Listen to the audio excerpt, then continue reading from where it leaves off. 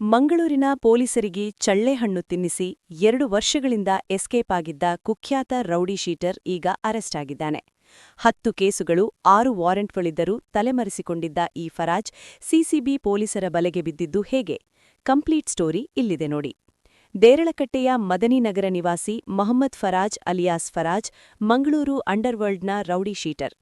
ಈತನ ಮೇಲೆ ಉಳ್ಳಾಲ, ಕೊಣಾಜೆ, ಬರ್ಕೆ ಸೇರಿದಂತೆ ಸಿಟಿಯ ಬೇರೆ ಬೇರೆ ಸ್ಟೇಷನ್ಗಳಲ್ಲಿ ಮರ್ಡರ್ ಅಟೆಂಪ್ಟ್, ದರೋಡೆ, ಕಿಡ್ನ್ಯಾಪ್ ಮತ್ತು ಡ್ರಗ್ ಸಪ್ಲೈ ಮಾಡಿರೋ 10 ಪ್ರಕರಣಗಳಿವೆ. ಜೈಲಿನ ಒಳಗಿದ್ದಾಗ ಜೈಲರ್ಗಳ ಮೇಲೆ ಹಲ್ಲೆ ಮಾಡೋ ಧೈರ್ಯ ತೋರಿಸಿದ್ದ ಈ ಕಿರಾತಕ ಜಾಮೀನಿನ ಮೇಲೆ ಹೊರಬಂದು ನಾಪತ್ತೆಯಾಗಿದ್ದ. ಕಳೆದ 2 ವರ್ಷಗಳಿಂದ ಈತನಿಗಾಗಿ ಹುಡುಕಾಟ ನಡೆಸುತ್ತಿದ್ದ ಸಿಸಿಬಿ ಪೊಲೀಸರು ಈಗ ಈತನನ್ನ ಹೆಡೆಮುರಿ ಕಟ್ಟಿದ್ದಾರೆ.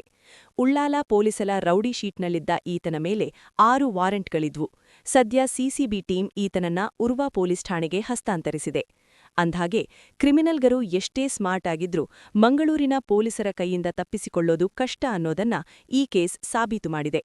ಮಂಗಳೂರಿನ ಇಂಥ ಕ್ರೈಮ್ ಅಪ್ಡೇಟ್ಸ್ಗಳಿಗಾಗಿ ನಮ್ಮ ಚಾನೆಲ್ ಸಬ್ಸ್ಕ್ರೈಬ್ ಮಾಡಿ. ಧನ್ಯವಾದ.